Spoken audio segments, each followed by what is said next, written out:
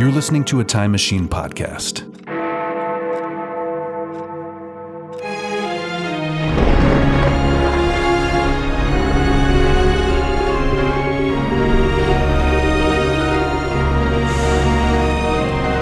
Old Movie Time Machine. An adventure through time and or space.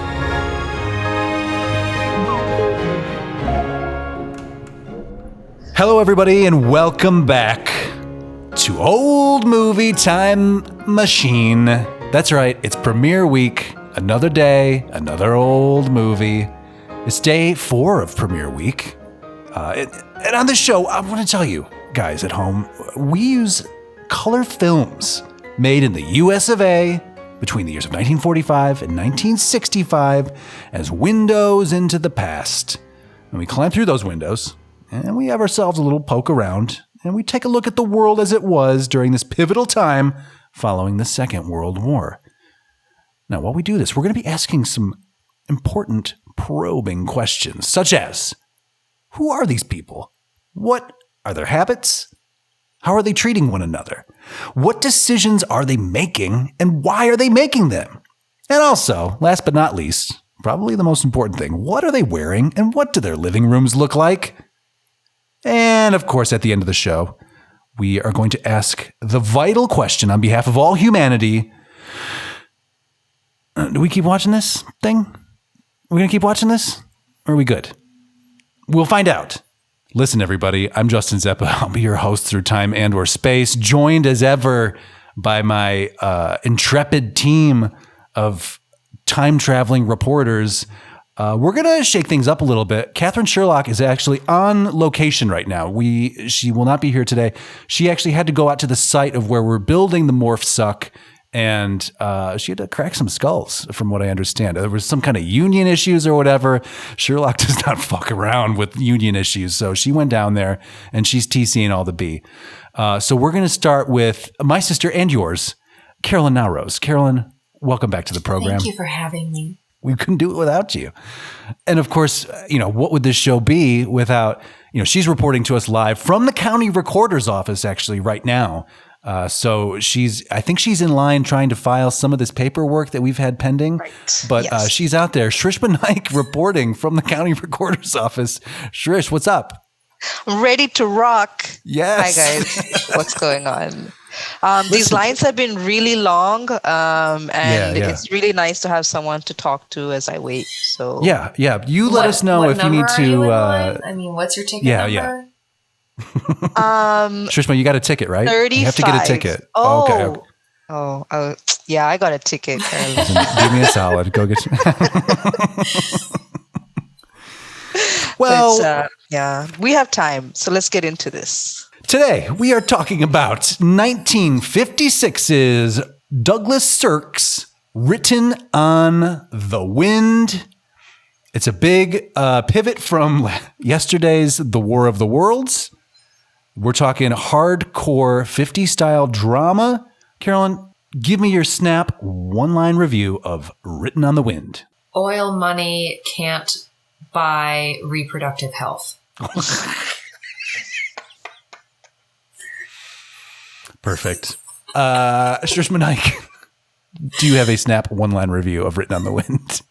I actually forgot to get one. That's cool. Do you want to think of one real quick? Yeah, I'm thinking of one as you speak. Oh, maybe we can do that at the end. Okay. Are we going to remember if we make a promise to the listener that Shrishma's going to give us her one-line review of the movie that we will have talked about for no less than 2 hours? Right.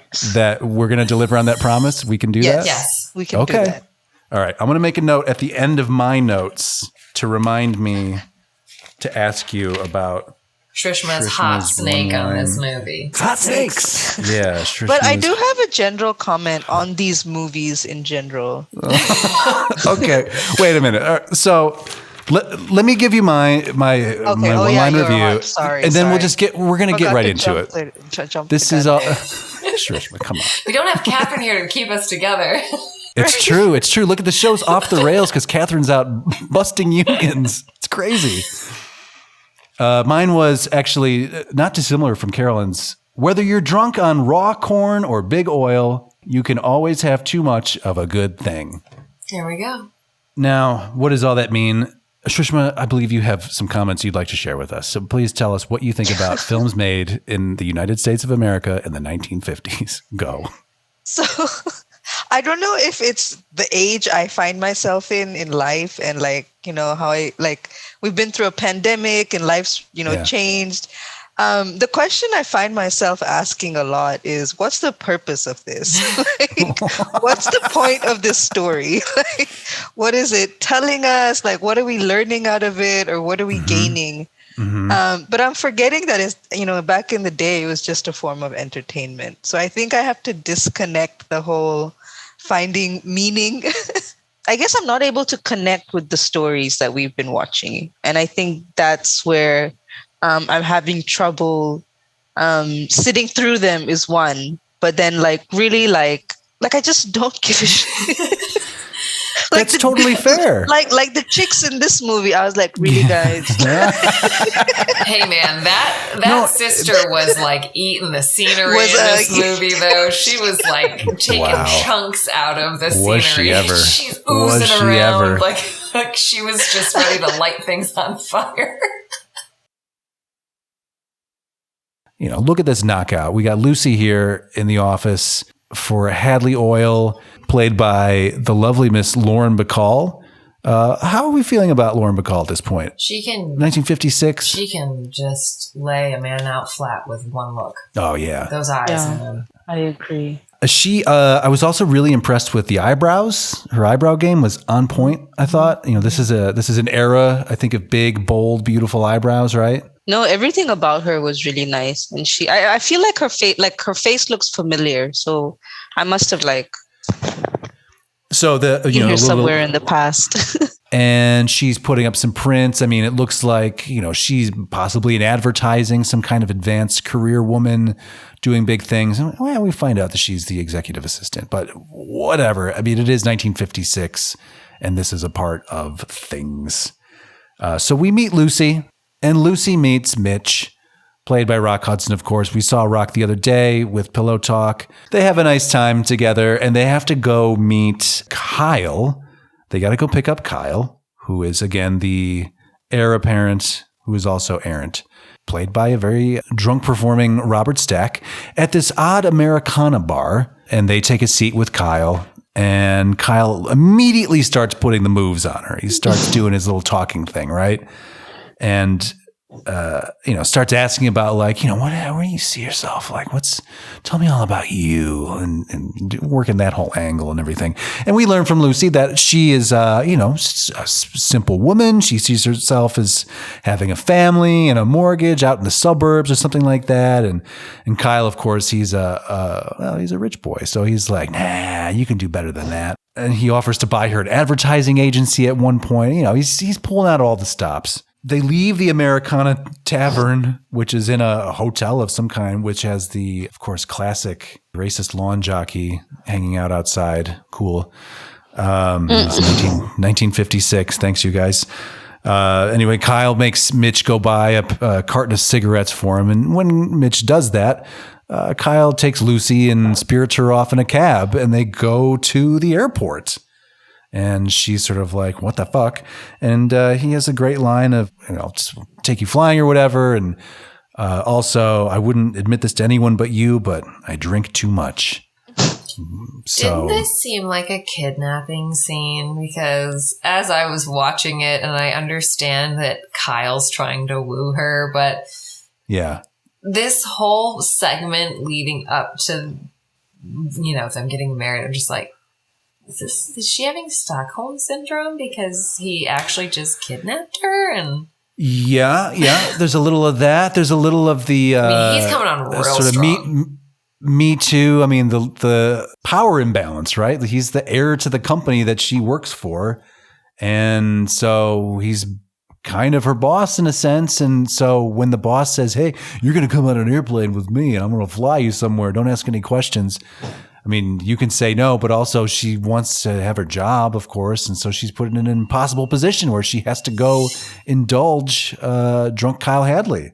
Yeah. It's a very complicated scene. Which is a common theme in even Pillow Talk, where the women just kind of gave in to the advances of the man to save the trouble. Yeah.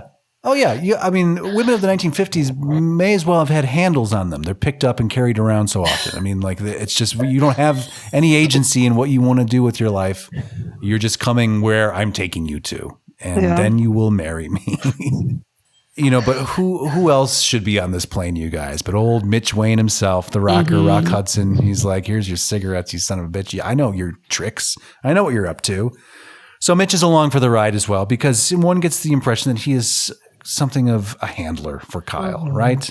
So Kyle takes Lucy up to the cockpit.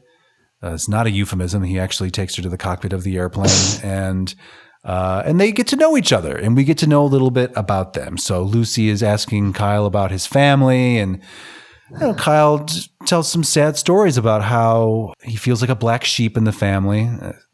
But he's not alone because his sister Mary Lee. Poor little rich boy. So nobody sad. loves me. It's so sad. I have gobs and gobs of money, but nobody loves me. Oh, so many problems with my many millions and millions I need a of woman dollars. to take care of me.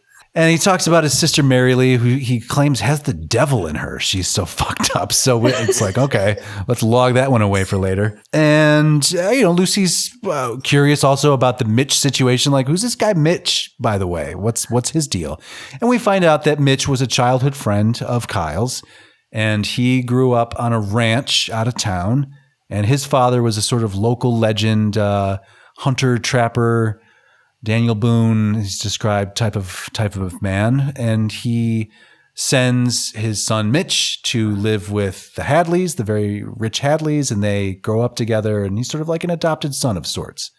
And Kyle just flat out admits that, like, my father is worth a ton of money. His shoes are impossibly big to fill. The only person who can really do it is Mitch. Like, I'm not up to the challenge. I'm a drunken flyboy over here. I can't do it. But Mitch is a heck of a guy, and also I wish I had his father. So there's a lot of things at play here. A lot of daddy issues. So many daddy issues. And then eventually Mitch shows up at the cockpit, and he's like, in his very sort of reserved Rock Hudsonian way, he's sort of like, "Where are we going? Like, we've hit the Carolinas. What's the deal here? What are we doing?"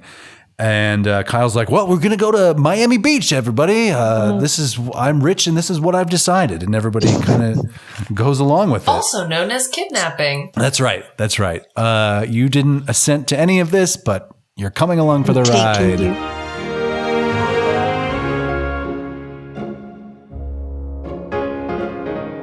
Enter Jack Williams, this fellow here of the Miami Press, who tracks down Mitch at his bachelor hotel room and is like, "Hey, did you hear that Kyle Hadley and Lucy got married, registered for a marriage license?" And Mitch has heard about this, and he's really stewing about it. You can just see it in his face, like he's burning inside. How much time has passed? I think it's like the next day, I think. Kyle does his whole routine at the airport and is like, "I'm going to get my shit together." And then he smooches her, and then we dissolve to this. And it's like the next day. And in the meantime, they had gone and... We can't smooch unless we're getting married. Exactly. A kiss is a promise, guys and gals, in a way. So is that what it was? Yeah. It's a promise to your true love. Only kiss your true love. That's what I always say. Never lead you wrong. So we then go to the couple, and they're on the beach on this marital bed. Yes, in their newfound marital bed. I think they may have been smooching in that bed, you guys. They're on the beach. Also, just wanted to point out, patio ashtray. You got to have it, right? I mean, you're going to be doing a lot of smoking outside. You might want an after sex ciggy. And you might want to step outside in your robe to do so. Oh, you definitely do. And actually, looking in at this bedside table, I do not see an ashtray there, which is very unusual, as we're learning. So Lucy wakes up in the middle of the night in their marital bed, their smooching bed, and she goes to be the good wife and adjusts Kyle's pillow, only to reveal that he sleeps with a gun under his pillow. And she's a little, again, freaked out. "Lucy, these are all red flags. my friend. Everything that's happening, you maybe should have just, get engaged. But I must say, I have to interject here because he's Texan. All Texans that's true. have a gun. This is a great point. It should be known. This is normal. Yeah. We eventually go back to Hadley Oil Co. Daytime now, and we find ourselves in Jasper Hadley's office. Now Jasper is daddy. Yeah, Kyle's daddy, the old man who has I got to tell you, a fantastic office. So Mitch is there. Of course, he's coming in. He's got his plans, his geography plans. But let's just take a look around the office here because I do. Oh, I'm taking something from this office into the museum. I bet you are. Let's do a little. How many ashtrays, ladies? One on the conference table. They have two standing ones. Stands. That's classy. 3. Yes. That's 3. We've got a lot of Carolyn horse statues back here on this bookshelf. Horsey bronzes. So Lucy and Kyle arrive, and they go to powwow with Jasper. Like, Dad, meet your new daughter-in-law, and he's very charmed by her, of course, because it is Lauren Bacall. He's like, son, I didn't realize you married Lauren Bacall. You didn't tell me that part, but I can't believe it. And she's like, I'm surprised, you didn't think I'm just some gold digger or whatever. And he's like, well, I did actually at first, but then I talked to Mitch. I trust this guy. My son's a jackass, but I trust this guy over here. He tells me that you're a really nice lady, so it's fine. And we find out that Kyle has not been drinking this entire time. And Jasper is very skeptical of this because he knows his son has a problem. And he also wonders about this gun under the pillow thing. He's like, is he still sleeping with the gun under the pillow? Which, Jasper, I mean, if you know this is going on, maybe intervene. But again, Shrishma, it's got to be a Texan thing, right? This is just Texas, yeah. Well, they never really seem to get to the root of the whole gun under the pillow concern. They don't. I think it's just his, it must just be his paranoia, his alcoholism creating a paranoia. But Lucy reassures Jasper that, I talked to him about it, and he threw it into the ocean. So it's not an issue. He's been on the straight and narrow. Everything's cool. Thank you for welcoming me to the family. So we then go to, we cut to Mitch's office, a pretty sweet office, 1 ashtray. He's a normal human being, but he does have big one though. It's very deep. Ashtray. He does a lot of work. His inbox is empty. And he gets a phone call from Dan, a barkeep at the local watering hole called The Cove. Dan's calling to let Mitch know that Mary Lee, Kyle's devilish sister, is at the bar with a piece of slime named Roy. And Mitch is like, all right, well, I'll go clean up this mess too.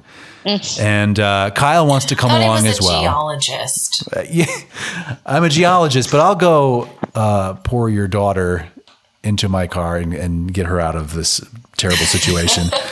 So we see Mary Lee, and she's a very beautiful young woman, but she's also very drunk with this older creep named Roy at this, it's just a dive bar.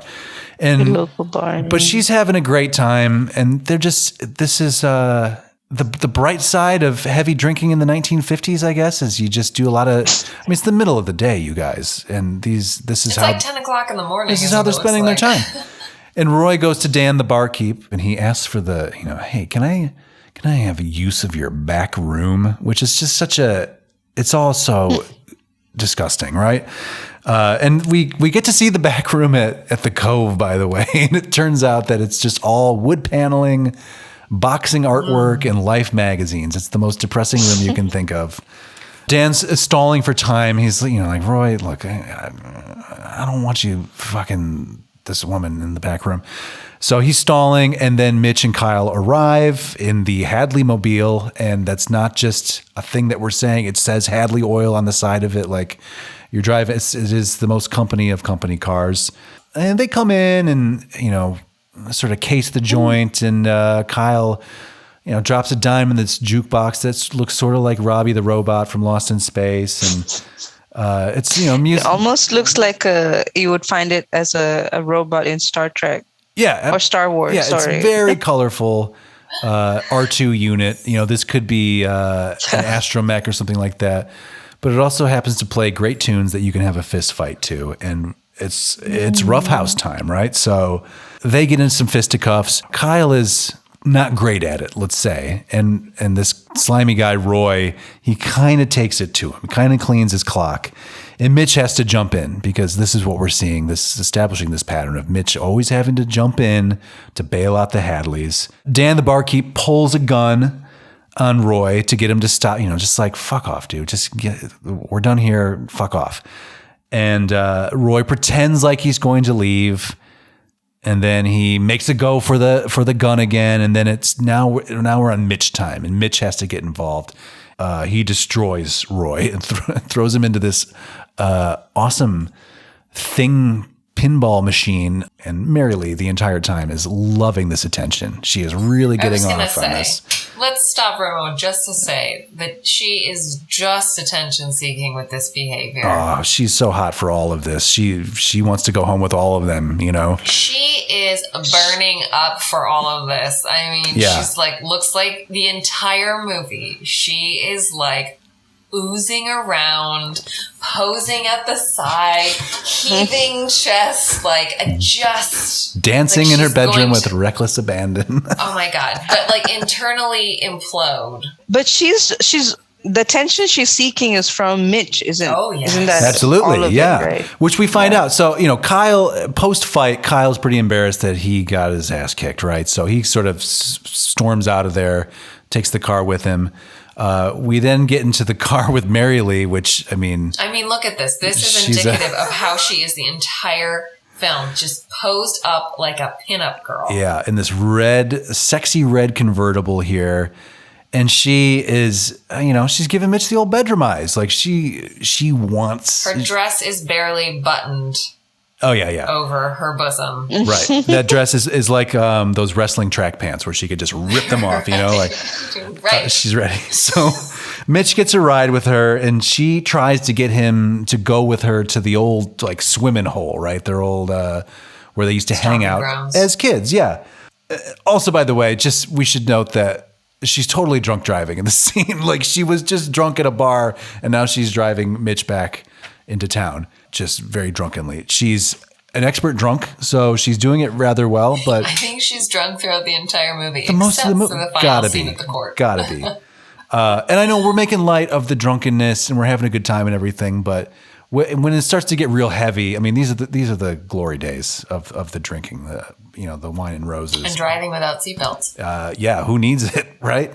But, we'll talk about the heaviness of addiction when certain things happen in the near future. But anyway, Mitch, again, to his credit, very gracefully tries to handle this with look, it's not going to happen. And he says, please don't waste your life away waiting for me.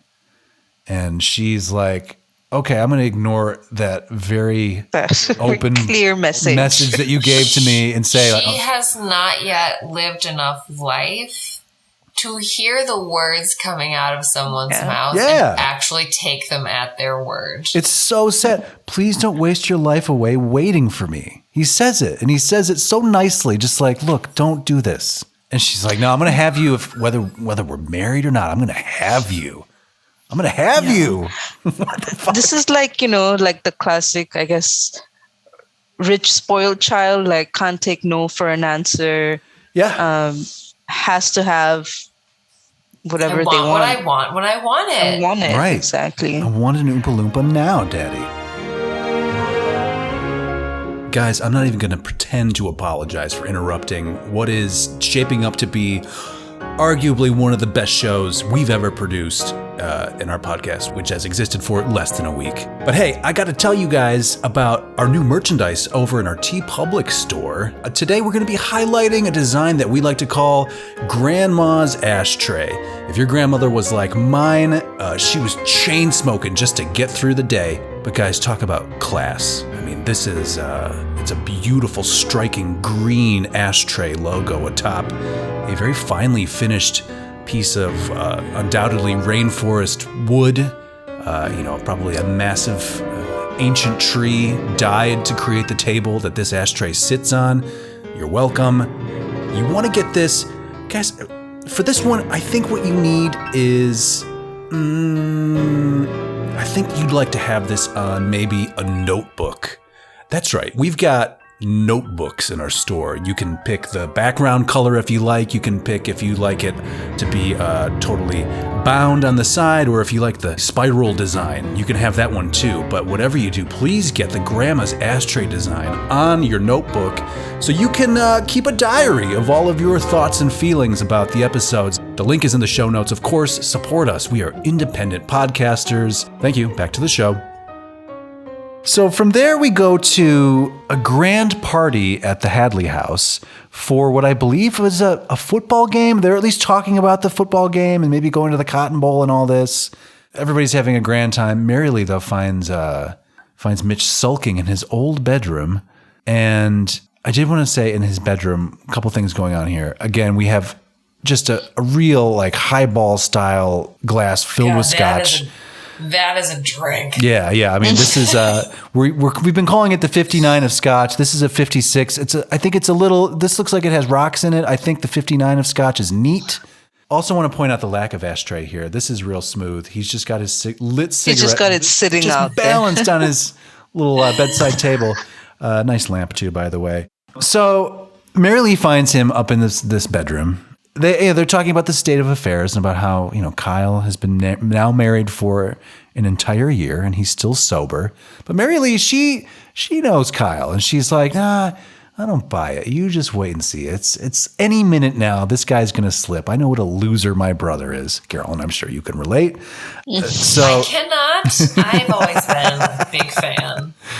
Mitch has the great line, you've got your axe buried in Kyle's head and you're grinding it at the same time. Which is a great line, so great that she wants to fuck him right then and there. She's like, I'll grind something. For real. She is down. I can think of much better things than making smart talk. Okay, so now I made a note here. Let's talk about this. When we did War of the Worlds yesterday, we talked about how non-sexy it was. In 59, we saw a lot of heat, particularly with North by Northwest. It's 1956 here.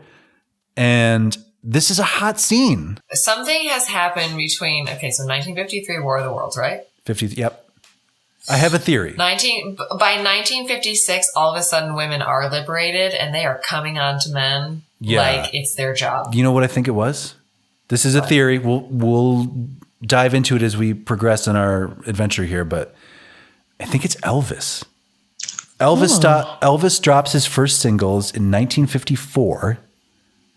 And then puts out his first big record with all the, all the old hits that you would know, Blue Suede Shoes and all that, Hound Dog. So Elvis being like the predecessor to the Beatles in terms of like fanfare and women like, Yeah. Like, he's the heir apparent to pre-war Sinatra, right? The Bobby Soxers and all that stuff. As far as like we're turning on a generation, they're discovering their horniness.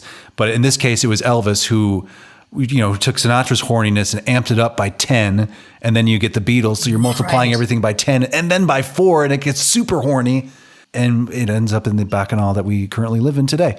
But I think, maybe Elvis, because, Shrishma, I don't know if you're aware of the Elvis story, his legacy, but, he goes on television, he goes on the Ed Sullivan Show, and he does Hound Dog, and he starts swiveling his hips and dancing in a very provocative, sexual way, and the girls love it, right? Because, Elvis is a handsome dude. And also dance in general as a form of storytelling or like just that was oftentimes the only opportunity anyone had to touch was when they were dancing. Yeah, that's right. It's sexually suggestive. Yes. It's movement. It's, right. Emulating with clothes on what might be done with clothes off. Well, and if we could take it a step further, I mean, it's at this point, if it's 1954 and we've got Elvis, and then we definitely have Little Richard, and we have all the original first class of rock and rollers. Rock and roll music, rock and roll is slang for fucking. I know it was a long time ago, kids, but that's what rock and rolling means. Yes, I think Elvis might have something to do with it, and the fact that the first birth control pills were developed in the 1950s. Hey-oh. All right. And they did become publicly available in the 1960s. Yeah. But this was obviously, they were trying to figure out a way to stop booming the population. Yeah. They're like, guys, because America was getting sexy, hot and heavy, and they needed to. Hey, crew, look, we beat the Nazis. We're number one. We're top of the heap. And hey, the sex has never been better. Like, we love doing it, but these babies, then she gets pregnant, and then it's like a 9-month thing, and it's harder to have the sex that we want to have, and then she has another baby, and then we got to figure this out. Needed 11 children. No one we know actually needed 11 children. Poor grandma. How'd she do it? Oh my God. I don't know. She lost her mind and her uterus in the process. Oh my God, yeah. That's crazy. How'd she do it? Frequently, apparently. Whoa, Grandma Burns. We can show some pictures of Grandma. She was looking real good. Yeah, Grandma was hot. I get it. Sure. They were very Marilyn Monroe, Joe DiMaggio. I mean, right. In my recent trip back to India, we found out that my grandma was very busy in the 50s in that she gave birth to all her children between 1950 and 1961. Okay. Wow. And how many was that? 7. Oh. That's so many. She's not getting a break. She was pregnant for the whole Constantly. of the 50s. Right. He turns down her advances is what the end of that story is. As he has consistently done. Yes, as he continues to do. He is. And it only makes her wanting more. Right. This is where his endurance or whatever, his resilience in the face of all these drunk boobs in his face. I mean, it's really impressive that he can turn that down. I mean, I don't know. I don't know how he does it. I mean, within the context of the movie, I'm not sure. He must really love Lucy, is all I can think of. So also at this time, Kyle makes a reference about next time we're going to have a party and the stork's going to be invited. The stork, you guys, the stork. And here we open a interesting chapter in the life of this movie. So I think where it really comes alive, though. Yes, there's actually some drama now. Yes. Kyle runs into Doc Cochran, the local doctor, and he's like, hey, Doc, I'm really into this idea about making babies. Why don't you ask Lucy to come see you to make sure that, the old plumbing's all fit to print down there? And the doctor's like, yeah, no, I've seen her. We've talked about this. And, why don't we have a meeting, not at this party where everybody's hammered and dancing provocatively, and then we can have a real gentleman's chat about this. And Kyle's like, well, no, I'm rich, so I need the answer right now. And the doc's like, yeah, there's nothing wrong with Lucy. And we'll talk about this on Monday. I mean, I guess what we're led to believe is that they have been trying, I guess, is the impression that I get. They've been trying. They've been... So, how long have they been trying? Because have we fast forwarded in time now? Yeah, so at least they've been married a year. Yeah. They've been Oh, trying okay. for I missed that year. part. Okay. I missed that part where they fast forwarded a year. I don't think they were ever not trying. Right. So Kyle is obviously feeling a little bit small in this scenario then. Okay. So if Lucy, he puts it together, if Lucy is not the issue with making the babies, maybe, Kyle, damn it, Kyle. So he looks over and of course what's that? He spermed Low out? Sperm count. Oh, low. Yeah. All spermed out. Low sperm. Yeah. So that's right, folks. We're going to be talking a lot about Kyle's sperm over the next 45 minutes. So Kyle, of course, then looks over to find his wife, Lucy, dancing with Mr. Man himself, Mitch, and he is all very 6'4" sad. of him. Yeah, right.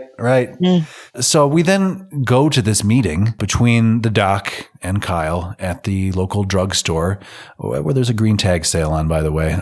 You can get all your drugs here. All of your drugs. It's well advertised. You know, you guys, we've talked about this before. You know, I have an issue with people ordering food and drinks and then not eating or drinking those drinks. Well, when you find out you have low sperm count, you can't finish your meal. Well, no, I just wanted to point out when Doc Cochran comes in to, I'm just going to call him the Doc. I can't say Doc Cochran. It just sounds like cock ring, and it's not necessary. Okay. That might help Kyle. I don't know. Yeah. It's something I've invented, Kyle. It's named after me.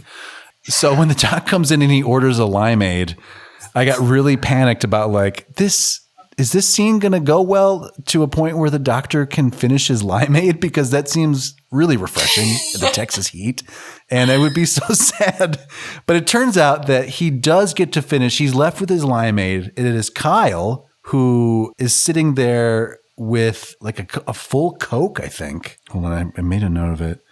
Yeah, Kyle abandons a full Coke. Boo. But why does he abandon the Coke, you guys? Because he's like, Doc, give it to me straight. And you're like, what's going on? And he's like, well, the doctor handles this. He's very cagey about how he phrases this. I mean, there's no easy way to talk about this with a guy, I suppose. But he's like, I'll whisper it to you. You have we're going to call it a weakness. Which, I mean, right away, right out the gate, Doc, total mismanagement there of a man's ego, talking about his sperm weakness. But he does note, he's like, look, you're not sterile. He comes out and says it. Believe me, you're not sterile. That's the quote. Believe me, you're not sterile. Which is kind of him. He's like, this is, it's weak, it's low, but it might be fixable. Kyle, though, cannot deal with it. He abandons a complete Coke.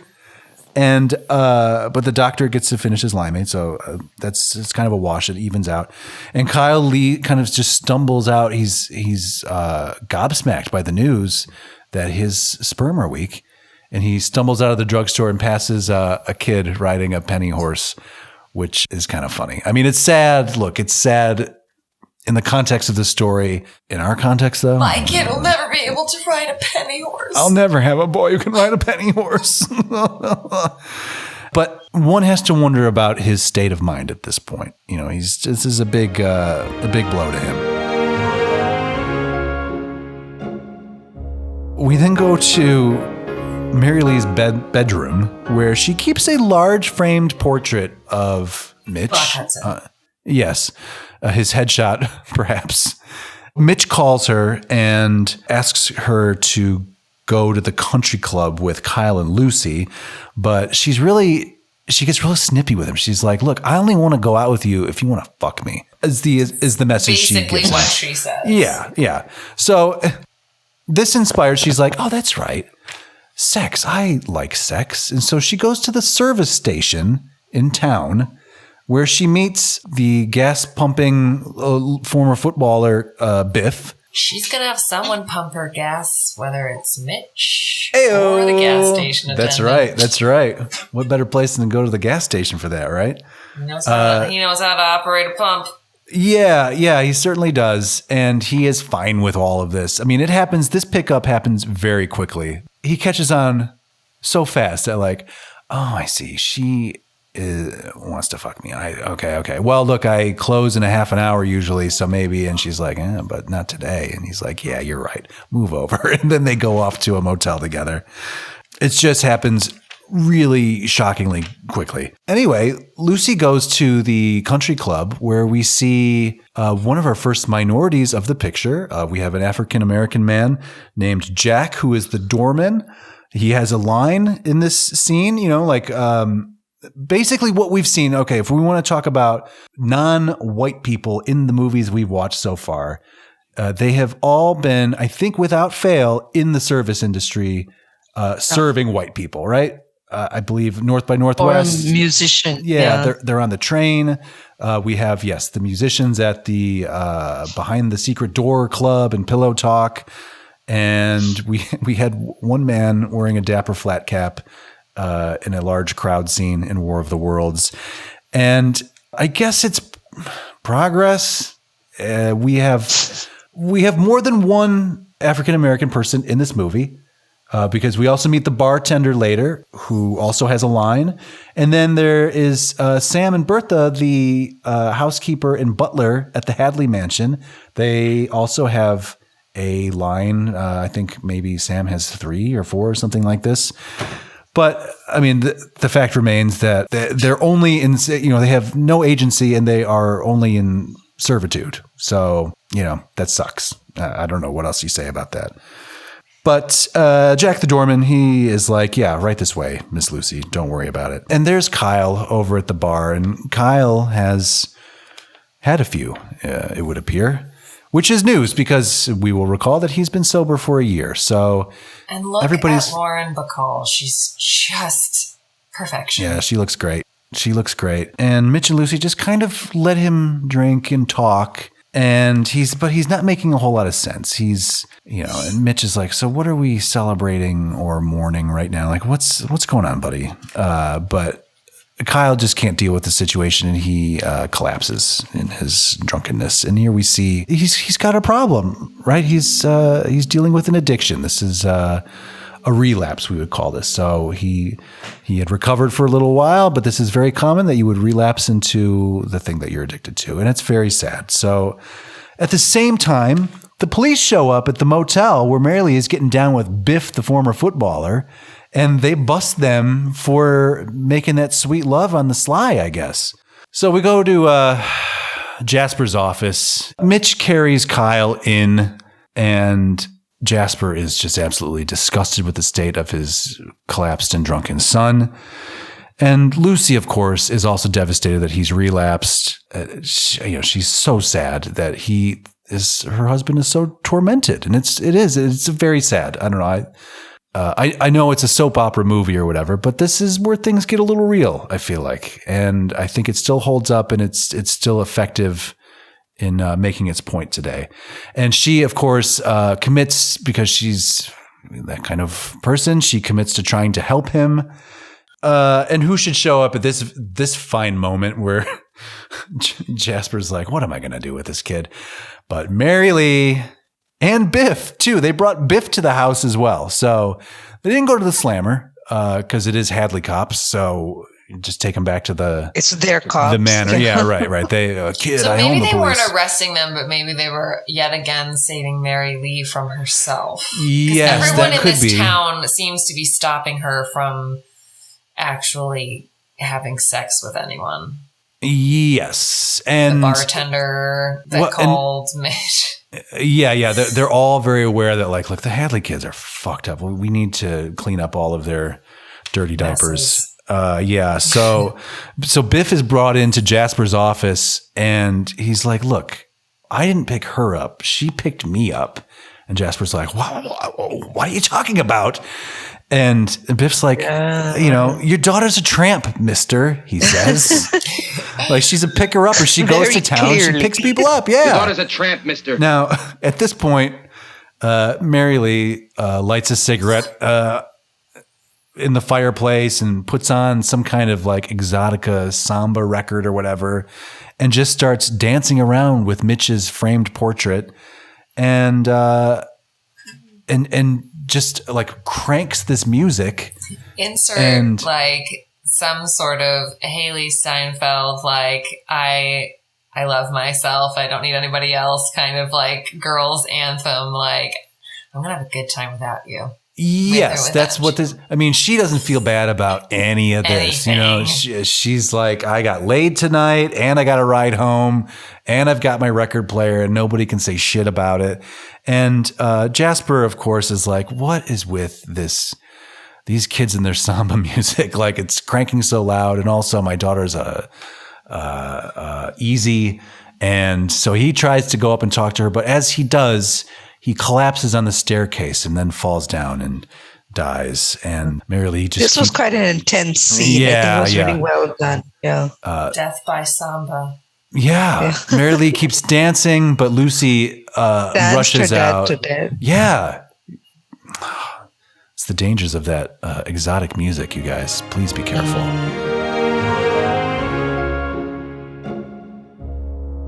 And so he goes to pick her up in town.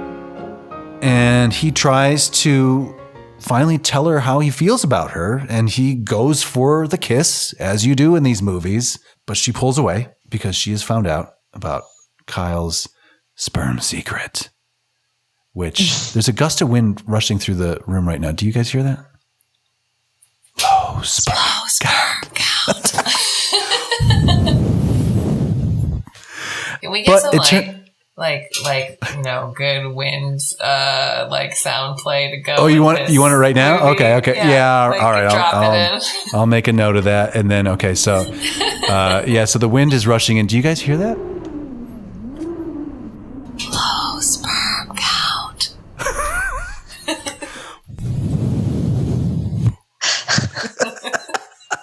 But guys, do not despair about his weak sperm, his sperm secret, because it turns out Lucy is pregnant. They work anyway. Yeah, his boys could swim. It's a red letter day. And Lucy is like, look, I'm going to have a baby, and this is how it is, Mitch. Sorry about that. So they return back to the manor house, and Mary Lee is outside waiting, and Kyle has just driven himself out to the cove in the meantime, where he demands that Dan give him a bottle of quote unquote raw corn, which is a great way of saying cheap booze, a bottle of raw corn. And then we see Sam the butler, of course. He gets another line. Good for him. And this is back in Jasper's office, where Mitch decides, you know what? Okay, Kyle's off the rails here. Mary Lee's walking around the front yard doing her psychotic thing. I'm going to go find the gun that I just saw, and I'm going to hide it, which he does very wisely, I would say. Kyle comes back to the manor house. He is hammered per usual, and he wants, he wants to have a party or take another flight to Palm Beach. He's a total wreck at this point. So she tells him, like, look, I know your sperm secret. And it turns out that we're having a baby. But Kyle doesn't believe it, of course. And, he's half in the bag, so he's not making great decisions. And he's like, wait a minute. I can't have babies. But I suspect that you've been sleeping with Mitch. So, of course, it's got to be Mitch. God damn it, Mitch, yet again. Mitch has impregnated my wife. He is pretty outraged by this. And she's like, what are you talking about? But he is so crazy, he hits her, of course. So that's very rough. She screams. Meanwhile, of course, we cut to Mary Lee. Mary Lee is loving all the drama. She's loving the spousal abuse. She's loving the screaming.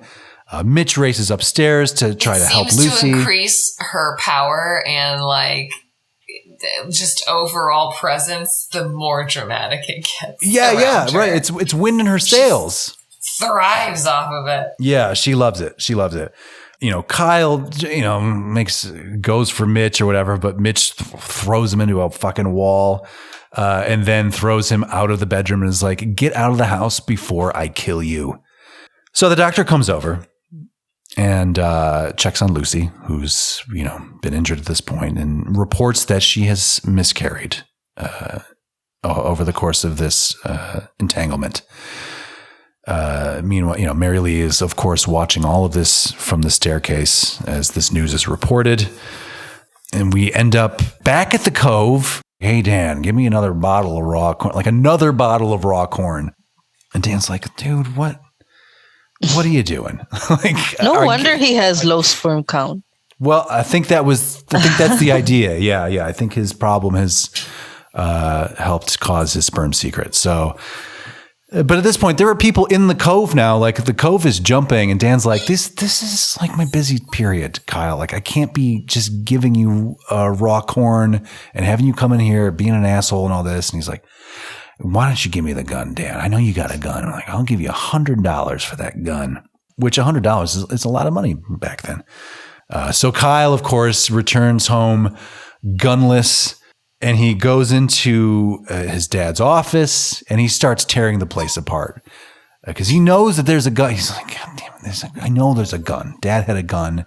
It's got to be here somewhere.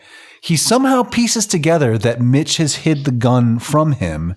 And he does go for the bookshelves, and he starts chucking all the books off the shelves, and he finds the gun. Meanwhile, Sam and Bertha, the servants who have to live downstairs like it's fucking Monticello, are not allowed to have complete windows, just a basement room. Sucks. They are listening to all of this as well, and they're freaked out. They can hear the commotion. Lucy's freaked out up in her bedroom. Mitch is like, all right, I'm going to go fucking deal with Kyle. So he goes down, and Kyle is, furious. He's in a rage, and he's found the gun, and this is a real problem.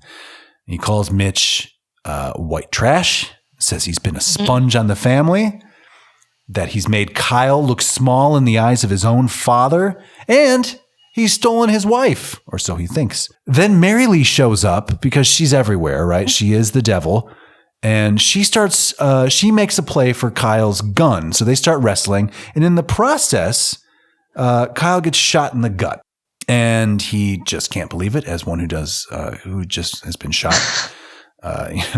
Will feel like, what? Did that really just happen? I had control of that gun. But anyway, he collapses on the porch, mumbling about the river and the old swimming patch and all that stuff.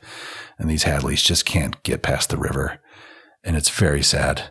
We fast forward a little bit in time, and Mary Lee is back in her crazy plaid for a minute, and she's still scheming about like a blackmail marriage where she's like, because there's going to be an inquest about the death of Kyle. He ends up dying, and everybody's heard Mitch say, get out of the house or I will kill you. And they could testify to the fact that he said that and that he is the most likely culprit for that. And she's like, look, I could tell them that that's what happened. Or you could marry me and they could not then legally compel me to say anything. But you don't have to marry me, Mitch. And his disinterest is epic. He's just like, I don't have time for this craziness anymore. I don't want it. Do not give a shit. So then we go to the inquest. Everyone testifies that Mitch was going to kill Kyle. And Mary Lee takes the stand and says it was him. And then she decides to tell the truth. And it's a little redemptive moment for that devilish nymphomaniac, Mary Lee. And then says of her brother Kyle, he needed so much and had so little. Which, how many hundreds of millions? Yeah, like he had a massive support system of people trying to both help and enable him. He had pretty much anything he wanted at his disposal, including the police. Yep. So at this point, Mitch and Lucy ride off together, and they leave Mary Lee sad with her oil empire she has now inherited. And she weeps into the model of oil rig number 1 and end of Written on the Wind. We made it. Shrishma Naik, let me ask you a question. Yes. Written on the Wind. Do we keep watching this? No. You don't think so? No, I mean, I guess if you want to. That's a no. Go with a no. You can say no. You can say no. No, I don't think You're not taking much out of this? No, not really. But then like I said, I think the storyline has repeated itself in many different shapes and forms. You feel like this has been told elsewhere right. in a better way. In better ways and in different ways. Okay. This is how I feel about me a good. Yeah, I like a good drama. I just wasn't, like I said, I didn't really connect with them, and everything was just happening so fast. Yeah. I would not watch it. I don't think we should keep watching it. Okay. Fair enough. Carolyn, what do you think? No. Okay. Any reason? I mean, don't get me wrong. I love Lauren Bacall. I just I'm with Shrishma in that I don't feel the connection with these characters. And maybe it's because I didn't watch this movie as a kid. Mm-hmm. I think that there are some good performances, but it really honestly feels very disjointed as a film. Yes, I would agree with you. And I think I will agree with both of you that we do not need to prioritize this movie. I don't think this is a bad movie, though. There are things about this movie that I really do enjoy, but I don't think this is an essential thing that we need to pass on to our children's children's children or anything like that, And last but not least, Shrishma Naik, We made a promise at the beginning of the show because you were not prepared with your one-line hot snake on Written on the Wind. Have you prepared something over the course of the past 2 to 3 hours? Damn, she's thirsty. Yeah. Yes. Hot snakes. And with that, this closes this episode of Old Movie Time Machine. But you're going to want to join us tomorrow. It's the last day of premiere week. And then we go to our regular Wednesday scheduling. You know, every week on Wednesday, you're going to join us for the next crazy old movie. But tomorrow, big finale at Friday, we're going to be watching. We're going to go a little out of the box because it's our show. We can do whatever the fuck we want to do. Little out of the box with American films. We're gonna see what our brethren across the seas, across the pond, if you will, are doing. We're gonna be watching the very first James Bond film, Dr. No. And so concludes another thrilling episode of Old Movie Time Machine. That's right, it's me reporting to you from what is clearly a different microphone in a different room. But I just wanted to let you guys know that if you enjoyed this conversation about Written on the Wind, there is more than twice as much content available to you over on our Patreon page. It's called The Boom Room. You can find the link in the show notes. You go there, you sign up, it's $2 a month, and you get full-length versions of all the episodes we publish on the free feed here. What does that mean to you? That means that Written on the Wind, what is this clocking in at like 50 minutes over here? But if you go to the Boom Room, you're getting an episode that is, I believe, 2 hours and 20 minutes long. So if you're like, why didn't they talk about that part of the movie where the guy is drinking and the other guy is punching somebody? Well, that's where we're talking about it. It's over on the Patreon. I mean, we can't give it all to you here. Like, who's got the time? Well, actually, you've got the time. So get on over there now. Also, if you would like to be in contact with us, please let us know what you think about Written on the Wind. Do you believe that Robert Stack earned his Academy Award nomination for not loving himself in this movie? You tell us. The email is partyline@oldmovietimemachine.com. Also, tomorrow we're talking about Dr. No, and here's where you're going to want to see that. It is available to you for streaming on Prime Video.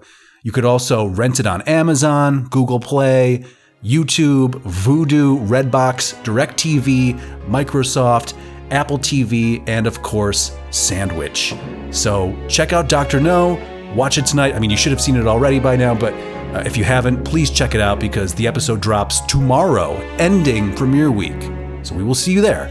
Until next time, this has been Old Movie Time Machine.